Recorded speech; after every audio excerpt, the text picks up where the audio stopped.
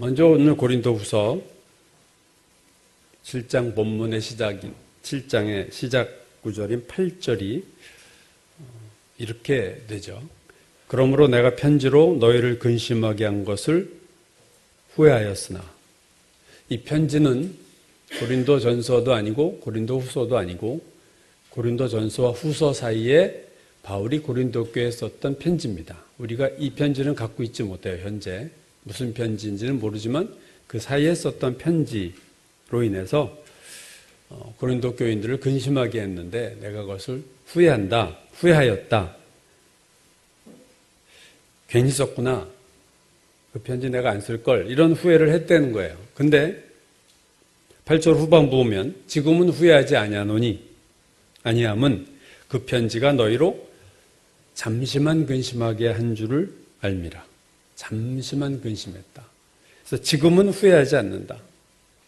그때는 내가 후회했는데, 편지 쓰고 나서는 후회했는데 지금은 후회하지 않는다. 왜냐하면 이제 그 디도가 와서 고린도 교회에 있다가 와서 고린도 교인들의 상황을 보고받고 바울이 생각이 바뀐 거죠. 9절. 내가 지금 기뻐함은, 처음에는 후회했지만 지금 기뻐함은 너희로 근심하게 한 까닭이 아니요. 기뻐한 이유가 너희들 근심하게 해서 내가 기쁘다 그 말이 아니고 너희가 근심함으로 회개함에 이른 까닭이라. 기뻐하는 이유는 바울이 그들에게 근심을 주었는데 그 근심으로 인해서 고린도 교인들이 회개를 했다는 거예요. 그래서 내가 기쁘다. 세 번째 편지인데요, 이게. 우리가 알 수 없는 이 편지의 내용을 우리가 알 수 없지만 오늘 본문으로 인해서 능히 그 내용이 무엇에 대한 것인가는 알 수 있습니다. 아마 죄에 대한 거겠죠. 고린도 교회의 죄를 지적하는 편지였었을 것 같아요. 그래서 그들이 바울의 편지를 받고 근심한 거죠. 아, 내가 이렇게 죄가 있구나. 뭐 좋지 않은 소리를 들었으니 마음이 좋을 리가 없고 무겁겠죠. 그래서 무거운 마음을 가지고 있었는데 그것이 근심함으로 회개함에 이르렀다는 거예요.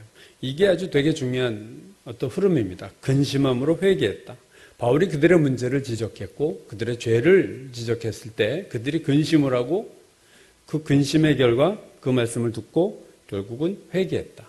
참 이상적인 어떤 하나의 흐름을 보여주고 있습니다. 오늘 그 다음 10절이 오늘 본문의 핵심 구절인데요.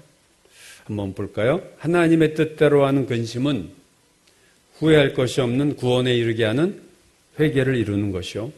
세상 근심은 사망을 이루는 것이다. 여러분, 수많은 근심이 있어요. 우리가 세상 살면서 수많은 근심들을 하고 살아요. 수만 가지의 근심을 할 거고, 근심의 종류가 뭐 하루에도 몇십 개가 될 수 있고요. 그렇죠?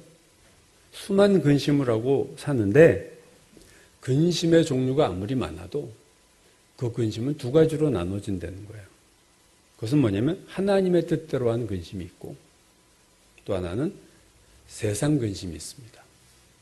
하나님의 뜻대로 하는 근심. 여기서 우리가 주목할 것은 그거죠. 하나님의 뜻대로 하는 근심. 하나님이 우리에게 근심을 주신다. 모든 근심은 나빠. 근심은 안 해야 돼가 아니에요, 여러분. 그래서 항상 즐겁게 살아. 난 항상 기쁘게 살아. 그게 아니에요. 우리가 근심해야 될 근심, 마땅히 해야 될 근심이 있다는 것을 오늘 본문이 얘기하고 있습니다. 그 근심은 하나님의 뜻대로 하는 근심이에요. 이 근심을 안 하면 나에게 문제가 생기고 나에게 큰일 나는 근심입니다. 주일날 아마 모두 지금 수많은 교회에서 예배드리지만 아마 예배 참석하는 교인들은 오늘도 축복의 말을 듣고 싶을 거예요, 사실은. 하나님 여러분을 사랑하십니다. 모든 죄를 용서하십니다. 맞는 얘기죠, 물론. 근데 그 얘기만 해가지고 근심하게 안 하면 우리가 회개를 하겠냐 하는 거예요, 여러분. 하나님 말씀에 근심을 주는 말씀이 아닌 말씀만 들으면 우리가 알아서 죄를 회개하겠느냐 하는 거죠.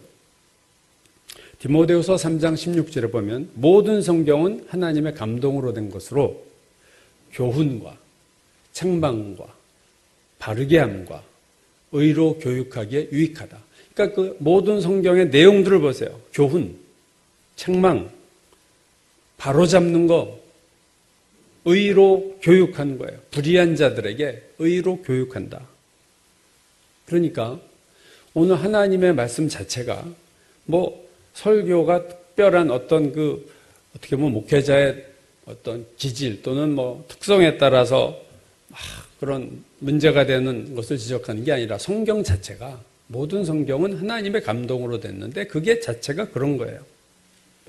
고린도 교회 교인들이 한 근심은 회개입니다. 죄에 대한 근심이에요.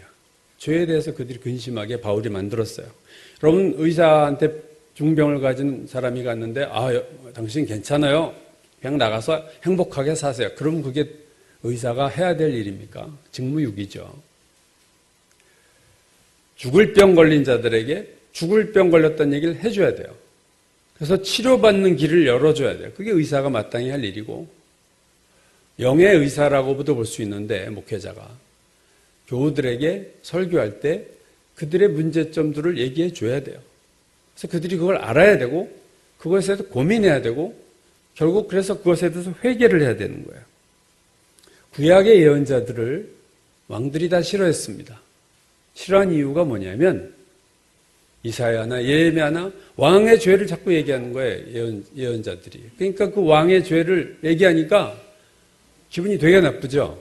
그래서 왕한테 죽임을 당한 이사야는 톱으로 쓸었다고 그랬는데 보면 전설에 의하면 그 고난을 당한 거예요. 반면에 거짓 선지자들은 항상 좋은 얘기를 해요. 에레미야 23장 17절을 보면 하나님이 하시는 말씀이에요. 항상 거짓 선지자들이 나를 멸시하는 자에게 이르기를. 하나님을 멸시하는 자에게 뭐라고 하느냐? 너희가 평안하리라 하나님의 말씀이니라. 이렇게 얘기를 한다는 거예요. 또 자기 마음이 완악한 대로 행하는 모든 사람에게 이르기를. 지 마음대로 살아. 하나님 말씀 무시하고. 그런 자들에게 재앙이 너에게 임하지 아니하리라 하였느니라. 거짓 예언자들이, 거짓 선지자들이 하나님 진노하고 계시는데 평안하다, 잘 될 거야, 재앙이 너희에게 비껴갈 거야, 이런 얘기를 하고 있다는 거죠. 그러므로 오늘 우리에게 중요한 것은요, 근심하지 말아야 된다가 아니라 분별을 잘해야 돼요. 내가 해야 될 근심이 무엇이고 내가 하면 안 되는 근심이 무엇인가 하는 거죠. 요나가 하나님께서 니느웨로 가라고 하셨는데 불순종하고 그들이 회개하는 게 싫어요. 그 민족을 아주 싫어요. 아수르를 싫어하고 이스라엘을 핍박하고 공격해서 이스라엘을 수많은 사람을 죽였어요. 그래서 그리 가지 않고 다시스라는 데로 갔어요. 그래서 배를 탔는데 풍랑이 일죠. 우리가 잘 알듯이 그 풍랑은 요나 때문에 생긴 풍랑이에요. 근데 정작 요나는 다른 사람들은 막 배 갑판이어서 난리가 났어요. 막 짐을 버리고 자기 죄를 회개하고 부르짖고 하는데 요나가 배 밑바닥에서 잠을 자고 있습니다. 평안한 잠을 자고 있어요. 우리가 하나님이 원하지 않는 방향으로 가면서도 이렇게 평안히 잠잘 수 있어요. 근심하지 않고 살 수 있어요. 잘못된 길을 가면서도 근심이 없어요. 그들에게 죄를 지적해야 되는 거예요. 오늘 요나 같은 사람이 얼마나 많습니까? 요나가 문제야. 그죠, 여러분? 항상 요나가 문제야. 요 내가 문제예요. 오늘 내가 당한 어려움, 요나의 풍랑이죠. 이게 내 죄 때문인데 평안히 사는 사람이 있어요. 우리 가정에 임한 어려움과 고난이 나 때문에 생긴 건데 그거에 대해서 그냥 고난, 힘든 것만 생각하고 있는 거예요. 내 죄로 인한 여러 가지 풍랑들을 놓고 풍랑이 일어날 때는 항상 기도해야 돼요, 여러분. 하나님 이게 왜 그럴까요? 우리가 아플 때 병원을 가야 되겠지만 병원 가기 전에 기도해야 돼요. 하나님, 혹시 이 아픈 것이 제가 잘못한 게 있나요? 이렇게 항상 점검하는 자세가 필요한 거예요, 여러분. 스트레스 받고 강박적으로 이게 내 죄 때문에 그러라는 의미가 아니에요, 여러분. 항상 점검해야 돼요. 그럴 수도 있으니까. 내가 누구의 거짓말을 했다. 이런 거는 내가 이게 내 죄구나 금방 아는데요. 내가 교만하다. 이러면 내가 나를 몰라요. 교만이 더 큰 죄인데 체감하지 못합니다. 왜? 그게 나니까. 나와 분리된 게 아니에요. 그 죄가 내가 됐어요. 내 성품이 되고 내 라이프 스타일이 됐고 내 삶이 된 거는 우리가 못 느낍니다, 여러분. 거리가 있을 때 죄는 느껴지는 거죠. 그게 난데. 자, 그 죄를 우리가 어떻게 회개할 거예요? 주변에서 지적을 해주면 좋겠죠. 당신 이거 회개해야 됩니다. 당신 이거 문제 아니야? 근데 그렇게 하면 어떻게 됩니까? 원수돼요. 누가 내 죄를 얘기하면, 잘못 얘기하면요, 원수됩니다. 그래서 뻔히 알면서도 얘기 못하는 경우가 많아요. 그러니까 주변 아는 사람들이 얘기를 못하게 하는 사람이 있어요. 건드리기만 하면 그냥 뭐 자기 변호하고, 아니야, 그렇지 않아. 항상 변명하고, 그런 사람 주변에서 아무도 얘기 안 해요. 그러니까 주변 사람이 얘기해서 목회자가 설교를 하면요, 또 치는 설교를 했다고 시험 들고. 그럼 그 사람은 어떻게 회개할 거예요? 주변 사람이 얘기해도 난리 나고, 설교를 해도 저거 나를 치는 설교다 시험 들고, 교회 나오느냐 안 나오느냐고. 고난밖에 없어요, 그럼요. 하나님이 그 사람을 사랑하면 고난을 주실 수밖에 없습니다. 여러분, 그래서 들을 줄 알아야 돼요. 그리고 자꾸 들으려고 하셔야 돼요. 차단하고 얘기하지 마. 내 죄, 내 문제 얘기하지 마. 나도 알고 있어. 뭘 알아야 알기는. 말씀을 듣는다고 다 회개하는 게 아니거든요. 여러분, 마음에 찔림을 받는 것은 복입니다. 사도행전에서 베드로의 설교를 듣고 그들의 마음에 찔려? 형제와 내가 어찌 알고 내가 무엇을 해야 됩니까? 이게 복이에요. 스데반의 설교에도 마음에 찔렸지만 그들이 어떻게 했어요? 이를 갈았다고 그랬어요. 네가 내 죄를 얘기해? 이를 갈고 돌로 쳐 죽였어요. 여러분, 반응이 이렇게 달라질 수 있습니다. 하나님 말씀을 들을 귀가 있는 자가 있고 들을 귀가 없는 사람이 있어요. 제일 좋은 방법은 아까도 말씀드렸지만 늘 어떤 문제가 있으면 기도하는 거예요. 하나님, 혹시 제가 문제가 있나요?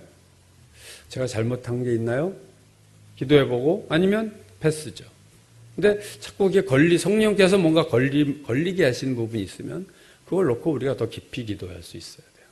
그렇게 평소에 어떻게 보면은 미리 예방하는, 고난을 예방하는 그 신앙적인 삶의 스타일이 필요하다는 거죠. 나 괜찮아? 무슨 말씀 들어도 저 말씀은 나와 상관없고 저건 아무개 집사가 들어야 되고 우리 남편이 들어야 되고 우리 아내가, 우리가 애들 설교네. 이렇게 자기를 비껴가기 시작하면 우리가 언제 회개합니까? 근심하는 거 되게 중요해요. 하나님의 뜻대로 하는 근심. 로마서 8장 26절에서 이와 같이 성령도 우리 연약함을 도우시나니 우리가 마땅히 빌 바를 알지 못하나 오직 성령이 말할 수 없는 탄식으로 우리를 위해서 친히 간구하시느니라. 여러분, 성령이 탄식을 하실 때가 있어요. 에베소서에서도 성령을 근심하게 하지 말라, 이런 말씀이 있죠. 누구에 대해서 근심하세요? 우리에 대해서. 성령께서 근심하세요. 쟤 저렇게 살면 안 되는데. 근데 본인은 근심 안 해요. 이건 심각한 문제입니다. 성령이 탄식하는데 마땅히 기도할 거 기도 안 하고, 예를 들면 내가 회개에 기도해야 될 사람이 마땅히 기도할 기도 안 하고 매일 달라고 그래, 하나님한테. 그럼 성령이, 우리가 마땅히 기도할 바를 알지 못하고 성령이 탄식하세요. 아휴, 성령이 인격체니까. 우리가 지난 무술에서 봤죠. 기가 아니에요. 성령은 기가 아닙니다. 인격체예요. 탄식을 하시고 근심을 하세요. 성령이 근심하는데 내가 근심 안 하면 말이 되겠습니까? 하나님의 뜻대로 하는 근심. 오늘 내가 근심하고 있는 목록들을 보세요. 여러분, 그 근심이 하나님의 뜻대로 하는 근심인가 세상 근심인가? 이걸 잘 구별해야 돼요. 여러분. 모든 근심은 나쁜 거 염려하지 마. 에이, 다 이거 아니에요, 여러분. 마땅히 해야 될 근심이 있다는 거죠. 신앙이 좋아진다는 것은 뭐냐면 마땅히 해야 될 근심은 점점 많이 하고 하지 말아야 될 세상 근심을 안 하는 거예요. 이게 신앙이 좋아지는 거예요. 근데 청개구리 같은 사람이 있어요. 마땅히 근심할 거 근심 안 하면서 하나님이 염려하지 말라고 한 것만 잔뜩 근심하고 있어요. 그죠? 근데 신앙이 깊어지면 세상 염려는요, 맡기게 되고요. 그러나 자꾸 하나님 성령께서 민감하게 지적하시는 근심들이 있어요. 그걸 계속 기도하고 회개하게 됩니다. 바울이 제가 전에도 말씀드렸지만 신앙이 좋아지면서 바울이 쓴 성경에 보면 초기에는 내가 사도 중에 지극히 작은 자다. 아주 겸손하지만 자기를 사도라는 높은 자리에 놨지만 중간쯤 하면 성도 중에 내가 지극히 작은 자다. 자기를 이제 사도에서 성도로 낮췄어요. 마지막 디모데서에 보면은 죄인 중에 내가 괴수다. 제가 그랬죠. 바울이 더 죄를 많이 져서 이렇게 죄인 중에 괴수라고 한 게 아니에요. 말년으로 갈수록 죄가 많아져서 갈수록 바닥으로 내려 사도에서 성도에서 죄인 중으로 내려가는 게 아니라 바울이 점점 더 빛 가운데로 나아가면서 자기의 안 보이던 죄들이 자꾸 보여서 그 죄로 인한 근심을 하는 거예요. 하나님, 제가 이게 또 죄군요. 이게 죄인 줄 모르고 살았군요. 이게 여러분 성화되는 과정에서 나타나는 너무나도 당연하고 자연스러운 과정입니다. 이 과정이 없으면요, 아직 내가 성화되는 게 아니에요. 내 죄가 안 보이는 것은 성화되는 게 아니에요. 그건 길가 같은 신앙이 된 겁니다. 굳어버려서 마음이 말씀의 씨가 안 들어와요, 내 마음에. 회개할 게 없죠. 강팍한데. 신앙이 좋아지면요, 옥토와 같아서 정말로 말씀이 들어와서 내 죄를, 말씀이 자꾸 내 죄를 지적해요. 이게 얼마나 축복입니까, 여러분? 하나님 우리 죄를 자꾸 지적하세요. 1년 전만 해도 이거 전혀 죄가 아니었던 것이 심각한 죄로 나한테 들어오면 내가 또 회개하고 한 단계 주님 앞에 가까이 나가고. 이렇게 성화되는 거예요, 이렇게. 그래서 신앙이 깊으면요, 늘 죄로 인한 근심이 많아집니다. 회개하고. 그러나 세상 염려는 점점 안 하게 돼요. 왜? 주님을 믿으니까. 이게 신앙이 좋아지는 증거예요. 근데 예수를 믿어도 계속 세상 염려만 내가 하고 있다. 근데 하나님의 뜻대로 하는 근심, 회개 별로 죄는 생각 안 나. 이건 내가 뭔가 영적으로 문제가 있는 거죠. 내 생각에 죄가 없다고 내가 죄가 없는 게 아니죠. 내가 안 보이는 것뿐입니다. 베드로가 항상 한참 사탄이 역사할 때 다 주를 버릴지라도 나는 주를 버리지 않겠습니다. 내가 죽을지언정 내가 주를 따라가겠습니다. 이때 예수께서 뭐라고 했어요? 사탄이 너를 밀가부르듯 하고, 지금 마귀 역사가 나타나고 있고 사탄은 물러가라, 지금 이 얘기 들었던 때인데 그거 얼마나 떳떳하고 의로웁니까? 그러나 베드로의 말이 사실이었나요? 사실이 아니었잖아요. 그가 결국 3번 부인하고 예수께서 3번 부인할 거야 네가 할 때 근심했어야 돼요, 베드로가. 주님, 제가 그럴까요? 제가 그렇게 됩니까? 어떻게 해야 되나요? 제가 지금 이렇게 나갔어야 되는데 무슨 말씀하세요, 주님? 저를 모르세요? 다 주를 버려도 저는 안 그런 인간입니다. 섭섭합니다, 주님. 뭐 그런 얘기 나오고. 그러다가 3번 부인이 아니라 저주까지 했다, 성경에. 그러고 나가서 통곡하잖아요. 주제 파악 못하고 있다가, 그리고 마지막 요한복음 마지막 장에 부활하신 주님이 베드로에게 나타나서 3번 묻잖아요. 바요나 시모나, 내가 나를 사랑하느냐? 이 사람들보다 내가 나를 사랑하느냐 물었을 때 그 3번 물어보시니까 요한복음 21장에 보면은 베드로가 근심하여 이르되, 여기서 근심해요. 주님 모든 것을 아시오매. 이게 얼마나 귀한 말입니까? 주님이 다 아세요. 옛날에는 내가 그런 사람, 주님 모르세요. 저는 그런 사람이 아닙니다 했지만 이제는 달라졌어요. 주님이 모든 것을 아십니다. 여러분, 내 죄도 누가 알아요? 내가 알아요? 몰라요, 여러분. 주님이 아세요. 성령님이 아세요. 근데 내가 그걸 묻지 않고 나는 마치 내가 체감되지 않으니까 나 죄 없어 이렇게 사는 것은 우리가 뭔가 잘못 가는 거예요. 내 죄는 주님만이 아십니다. 먼저 성령께서 근심하세요. 내가 죄를 지면, 하나님의 자녀가 죄를 지면 성령께서 먼저 근심하세요. 그리고 깨어있는 사람, 그 성령님의 근심이 나에게도 전달이 됩니다. 그래서 나도 근심하게 돼요, 죄에 대해서. 이게 영적인 흐름입니다. 건전한 흐름입니다. 고린도 교회가 그걸 한 거예요. 바울이 편지를 썼는데 그들의 죄를 지적하니까 그들이 근심해요. 이게 잘못하면 시험 들 수 있는 건데 그 근심하다가 방향이 좋은 쪽으로 갔어요. 회개함에 이르렀다. 네. 이런 회개를 해야 됩니다, 여러분. 우리는 죄가 없나요? 고린도 교회만 죄가 있었나요? 그거는 하나님께로 하는 근심을 할 수 있어야 된다. 이게 우리가 첫 번째고요. 그럼 세상 근심의 문제인데 이번엔 두 종류에서 두 번째 세상 근심 어떻게 할 거냐? 여러분 잠언에 보면 세상 근심은 심령의 근심은 뼈를 마르게 한다 그랬어요. 걱정하면 뼈가 말라요. 제가 재수할 때 말년에 시험이 들어가지고 학원 아침부터 저녁까지 안 가고 3달을 밖에서 당구치고 놀았어요. 아침부터 저녁까지 놀았어요. 그거를 3달을요. 9월, 10월, 11월, 12월. 근데요, 매일 먹고 노는데 공부 안 하니까 살이 쪽쪽 말라요. 네, 제가 근심하니까. 입시 날짜는 다가오는데 공부는 안 하고 내가 학원 땡땡이 치고 3달을 시험 들어가지고 완전히 그냥 길거리를 돌아다니고 있으니까 제가 삐쩍삐쩍 집에 갔더니 어머니 얼마나 공부를 많이 하면 네가 이렇게 볼에 살이 마르냐. 그래서 괴로웠어요 진짜 그때. 심령의 근심은 뼈를 마르게 해요. 세상 근심은요 우리를 불안하게 하고 두려움을 주고 근심하게 하고 그것은 사망에 이른다 그랬어요. 세상 근심은 사망에 이른다. 여러분 가시떨기 밭인 자 씨 뿌리는 비유에서 가시떨기에 뿌려졌다는 것은 말씀을 들으나 세상의 염려와 재물의 유혹에 말씀이 막혀서 그러니까 말씀을 들어서 믿음이 자라기는 자라는데 그 속도보다 염려가 자라는 속도가 10배예요. 그럼 내 마음밭은 무엇으로 뒤덮이게 돼 있습니까? 염려로 뒤덮이게 돼 있어요. 그래서 가시떨기 신자가 결국 열매 맺지 못하는 이유는 염려가 급속도로 퍼지는 속도가 빠르다는 거예요.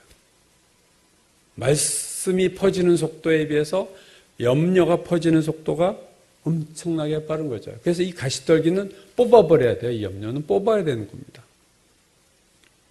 너희가 몸을 위하여 무엇을 먹을까, 무엇을 마실까 염려하지 말라. 이거는 이방인들이 하는 염려다. 예수께서 하신 말씀입니다. 이방인들이 하는 염려를 우리가 하고 있어요.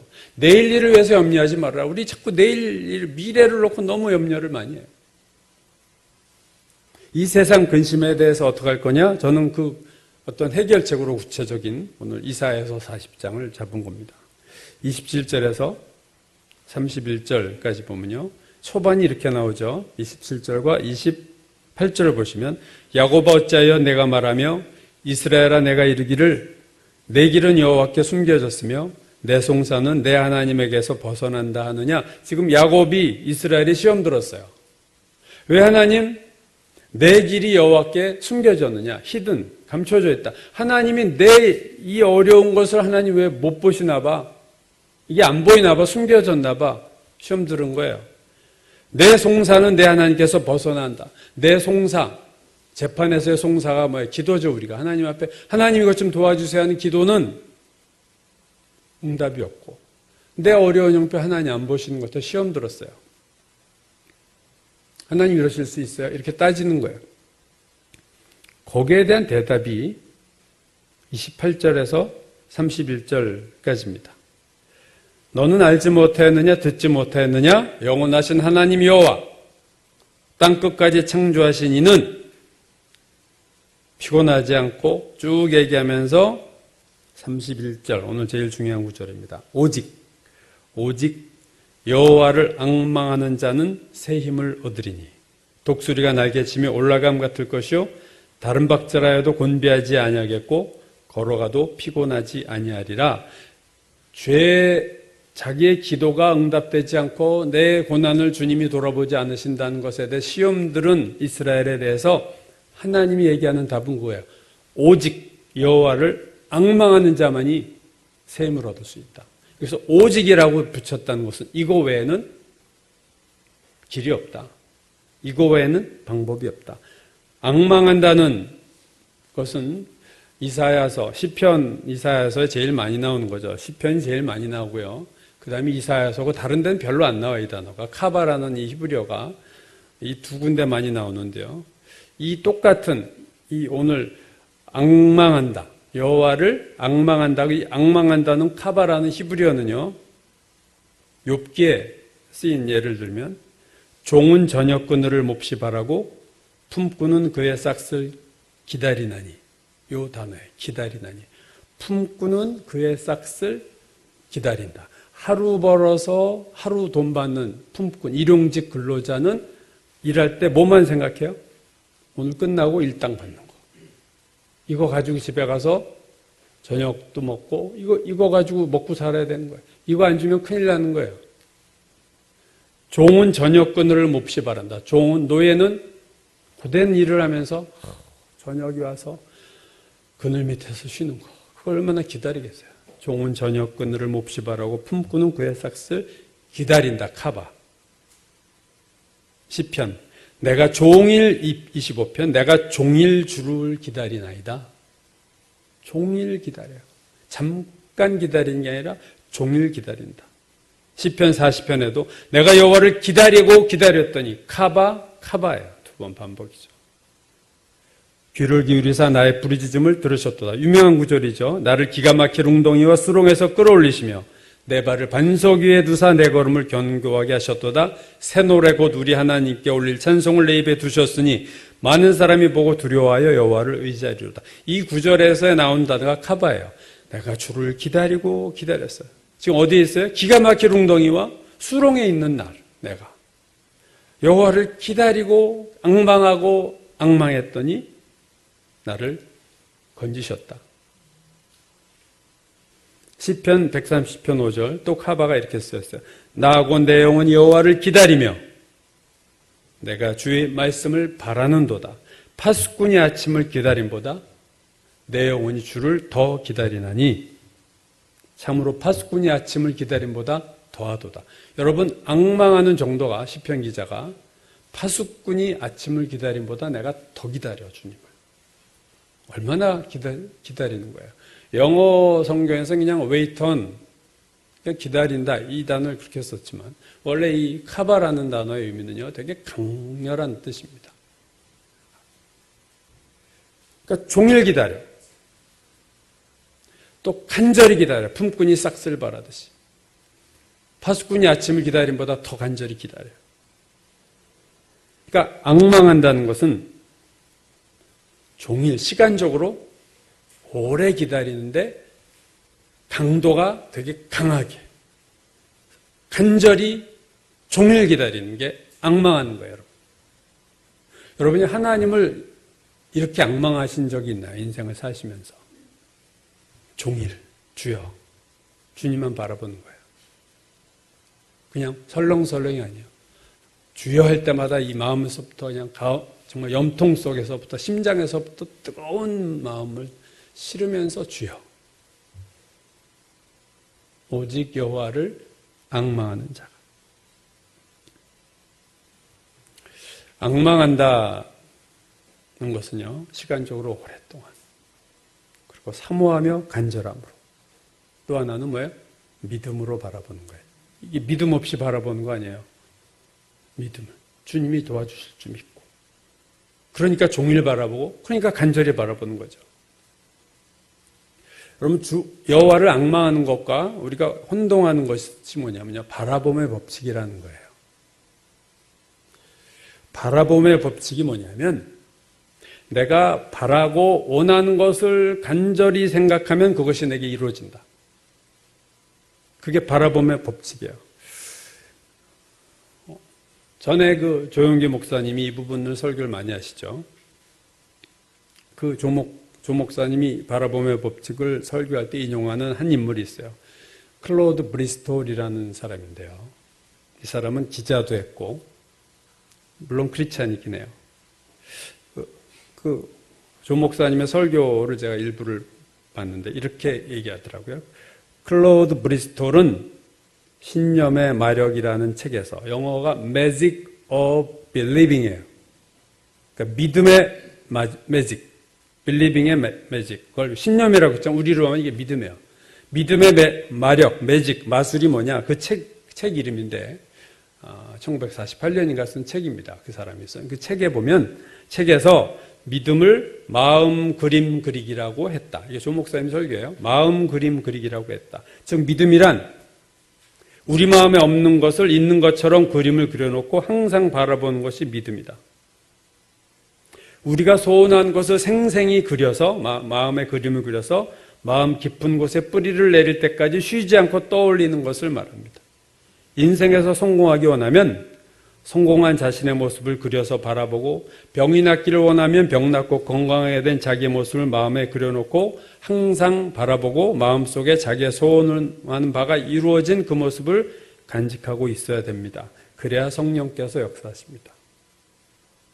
이게 그 설교의 어떤 일부를 제가 보는 거예요. 이 클로드 브리스톨이라는 사람은요, 책을 분류할 때 어떤 분류에 들어가냐면요, 자기 개발서에 들어가요. self improvement. 자기를 더 개발하는, 여기서 중요한 게 셀프죠.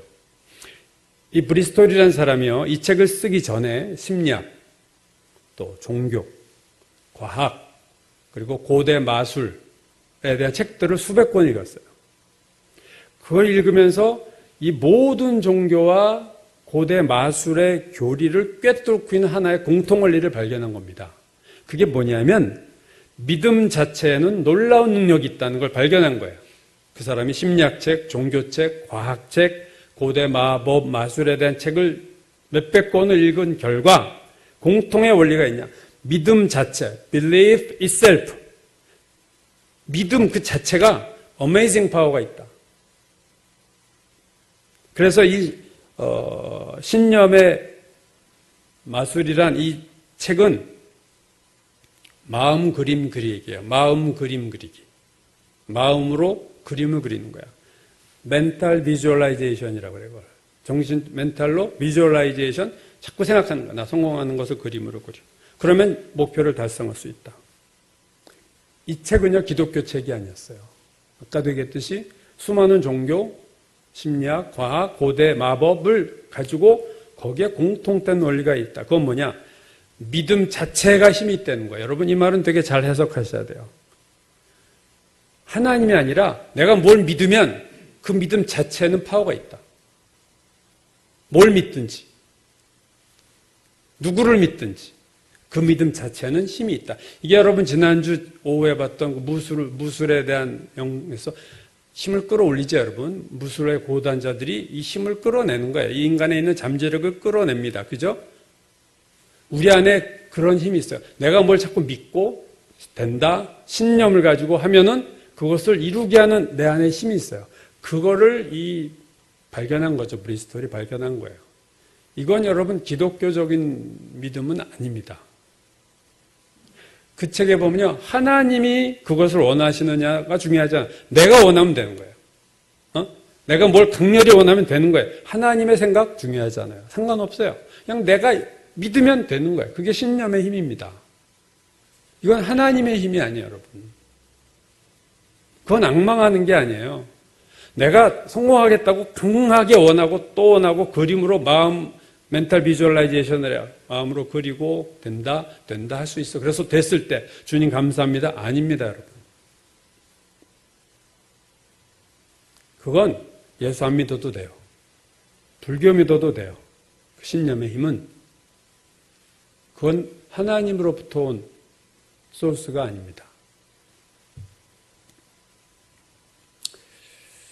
인간의 잠재력, 우리의 신념의 힘, 그래서 믿음 자체라고 그랬잖아요. believe itself. 그 믿음 자체가 힘이 있는 거예요. 누구를 믿느냐, 무엇을 믿느냐, 하나님의 뜻이 어떠냐 상관없이 내가 원하는 것이 강하면, 내가 될 수 있다고 내가 믿으면 그건 그냥 되는 거예요. 여러분, 그건 앙망이 아니에요. 우리가 무엇을 바라보는가는 되게 중요합니다. 여러분, 그 나르시시즘이라는 거 아시죠? 그리스도 신화에 나오는 거예요. 물속에 미친 자기 모습을 계속 바라다 보니까 내가 너무 괜찮고 잘생겼어. 자기 애라고 그래요. 나르시시즘, 자기 사랑. 계속 보면 우리는 자꾸 뭘 바라보면요, 그거 사랑하게 돼요. 예, 바라봄이 되게 그래서 중요합니다. 돈을 바라보면 돈을 사랑하게 돼요. 매일 돈만 바라보세요. 돈을 사랑하면 일만하게 뿌리가 되나니 돈을 왜 사랑하게 됐을까요? 매일 돈만 바라보니까. 난 돈 벌 수 있어? 난 큰 돈 벌 수 있어? 주여. 하지만 소리만 주여지 보는 거는 돈이야. 바라보는 것을 사랑해요. 돈 바라보면 돈 사랑하고, 나를 바라보면 나를 사랑하고, 주님 바라보면 주님 사랑하는 거예요. 여호와를 앙망한다. 이 앙망의 대상을 잘 보셔야 돼요. 우리가 원하는 것을 바라보는 게 아니라 신앙은 하나님을 바라보는 겁니다. 지난주에 허비에 대한 말씀을 드렸죠. 사람은 사랑하는 것에 허비한다고 그랬어요, 제가. 내 물질이는 것에 마음이 있다 그랬어요. 그래서 사람이 돈을 어디다 쓰느냐 보면 그 사람이 사랑하는 것이 뭔지를 알게 된다고 그랬죠. 자식에게만 있으면 자식 사랑하는 거예요. 나를 위해서 쓰면 나를 사랑하는 거예요. 그 속일 수가 없는 게, 제가 그렇게 얘기했죠. 하나님이 돈에 관심이 있는 게 아니라 우리가 돈에 관심이 있으니까 하나님 우리 마음 알고 싶은데 우리 마음 알려면 뭘 좋아하나? 보면 우리를 알 수 있으니까 하나님도 물질을 보시는 거예요. 마찬가지입니다, 여러분. 내가 보는 것을 사랑하게 돼 있어요. 무엇을 그 사람이 늘 바라보고 사는가를 보면 그 사람이 뭘 사랑하는지를 알 수 있습니다. 여러분, 생식으로 유명한 황성주 박사가 성서 건강학이라는 책이 있습니다. 거기서 이런 얘기를 했어요. 우리는 사랑하는 것을 바라보고 바라본 것을 사랑하게 되어 눈이 가는 곳에 마음이 따라다닌다. 눈이 가는 곳에 마음이 따라다녀요. 사랑과 바라봄은 인터액션, 상호작용을 합니다. 바라보면 사랑하게 되고 사랑하면 바라보게 돼요. 서로 왔다 갔다 하는 거예요. 그래서 어떤 사람이 뭘 그렇게 바라보고 목표죠? 그거 보면 금방 알아요, 그 사람. 수준이 거기서 나타나는 거예요.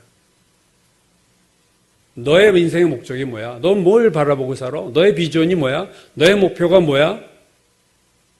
너의 꿈이 뭐야?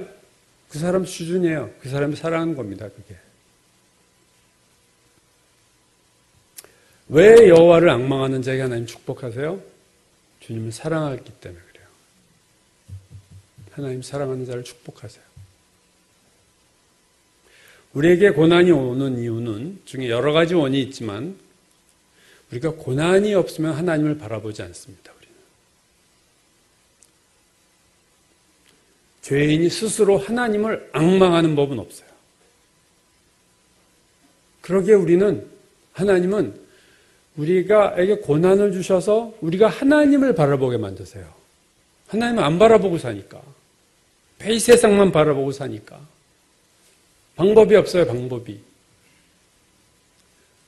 그래서 하나님 바라보게 하세요. 물론 그 바라봄이 고난 때문에 하나님 이 문제 해결해 주세요 하고 주님 바라보는 것, 어떻게 주님을 향한 순수한 마음은 아니지만 그래도 좋은 거예요, 그게. 왜냐하면 내가 뭔가 필요해서 하나님을 바라보기 시작은 하지만 이 필요 때문에 하나님을 바라보다가 자꾸 주님 보다가 어떻게 돼요? 주님을 알게 되고 주님을 사랑하게 되고 주님을 좋아하게 되는 거예요. 그걸 하나님이 아세요. 그래서 자꾸 억지로라도 하나님을 바라보게 하세요. 주님 도와주세요. 주님밖에 도울 자가 없습니다. 이렇게 자꾸 그래야 우리가 주님 바라보다 보면 보다 주님이 참 좋구나. 주님이 그런 분이시구나. 주님 사랑합니다. 이렇게 되는 거예요. 그걸 원하시는 거죠. 그러므로 우리가 예수를 믿은 지 오래됐는데 항상 주님 바라볼 때 필요가 있어서 주님이 이거 해결해 주세요. 늘 이런 바라봄만 있다면 우리가 뭔가 문제가 있는 겁니다. 신앙이 잘하지 않는 거예요. 이거는. 바라보다가 바뀌지를 않는 사람이 있어요. 늘 필요할 때만 이거 주세요. 주면 또 세상 보다가 또 필요하면 이거 주세요. 또 주면 세상 보고 주님 좀 더 보기를 원하는데 주님은 여호와를 앙망하지 않아요. 여러분 가장 진정한 앙망은 뭐냐면요. 여호와를 앙망한다는 것은 진정한 오리지널은 뭐냐면 아무런 필요가 없는데도 내가 부족함이 없는데도 주님 바라보는 거예요. 왜? 주님 바라보면 좋으니까. 너무 평안하고 주님 좋습니다. 여러분 마르다가 마리아를 막 야단쳤지만 마리아가 그거라는 거예요. 주님 말씀 듣고 있는 게 너무 좋은 거예요. 그 밑에서. 세상적으로는 유용하지 못한 마리아의 모습이었지만 지금 할 일이 많은데 근데 그 일을 누가 만들었어요? 마르다가 만든 거예요. 자기가 일 만들어 놓고 누구 예수님이 달라고 한 것도 아닌데 자기가 주님을 위해서 만들었지만 일을 잔뜩 벌려놓고 그 일에 빠져서 주님 놓치고 주님 말씀 못 듣고 인간을 생각하고 누구 미워하고 그리고 자기가 가장 의롭다고 생각하고 내가 잘한다고 생각하는 게 마르다였지 않았습니까? 주님이 우리에게 뭘 원하시겠어요? 주를 위해서 어떤 일을 하기 전에 주님을 앙망하기를 원하세요. 그냥 주님 바라보기 원하세요. 바라보기. 주님 바라보기. 바라보면은요, 바라보는 것을 사랑할 뿐 아니라 바라보는 것을 닮아갑니다, 여러분. 우리는. 주님을 바라보면 주님을 닮아가요. 돈을 바라보는 사람은요, 탐욕스러워져요, 사람이. 금방 알아요. 조금 얘기하다 보면 돈 냄새가 나는 사람이 있습니다. 모든 게 그 사람은 돈이야. 이 머릿속의 기준, 계산하고 판단하고 생각하고 뭐 행동하는 기준이 돈이에요. 돈을 바라보면 돈을 닮아요. 탐욕스러워집니다. 그러나 주님을 바라보면 주님을 닮아가요.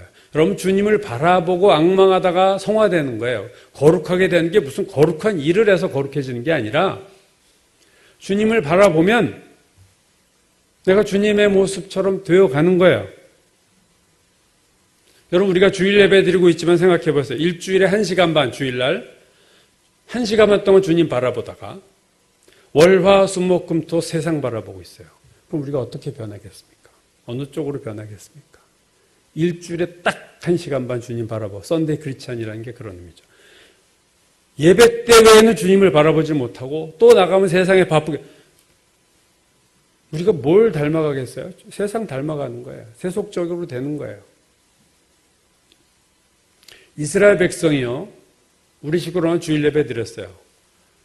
안식일 지키고 희생제사 드리고 절기절기마다 드리고 예배 드리고 제물 드리고 다 했어요. 그러나 그들은 그거 하고 나면 그 다음에 뭐 했어요? 우상 숭배했어요.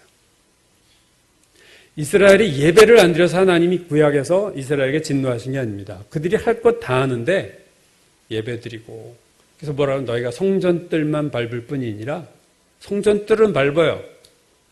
주일날 예배 때 다 드리는데 바라보는 건 하나님이 아니라 세상이었어요. 그게 우상입니다. 그게 우상 숭배예요. 오늘 우리는 우상 숭배 안 합니까? 예배 드리면서 우상 숭배 안 해요? 예배는 주일날만 드리지. 평일날은 매일 세상 바라보고 세상이 우상인데 우리는 구약의 이스라엘이 아닙니까? 일주일 내내 세상을 앙망하다가 1시간 반 동안 주님을 앙망합니다. 그것도 뭐 예배에 막 집중하고 올인하지도 않으면서 그래도 우리가 어떻게 하나님의 축복을 받고 어떻게 하나님의 뜻대로 성화가 되겠습니까? 앙망하는 것은 종일 주를 앙망하나이다. 파수꾼이 아침을 기다리는 것보다 더 주님을 앙망합니다. 믿음을 가지고 주님을 앙망합니다. 그리고 더 깊어지면 그냥 주님을 앙망합니다. 더 바라는 게 없어요. 주님 그냥 이게 좋네요. 주님이 너무 좋아서 늘 주님 바라보고 주님을 생각하고 사모하며 사는 거예요. 그게 신앙의 절정이라고 우리는 볼 수 있습니다. 지난주 무술의 고수를 초절정 고수들 모습 봤지만 정말로 신앙의 가장 깊은 단계는 가장 순수한 거예요. 사심 없이 주님을 볼 줄 아는 자, 사심 없이 주님을 만나는 자가 하나님이 가장 이쁜 겁니다. 그렇잖아요. 여러분을 사심 없이 대하는 사람이 얼마나 좋으세요?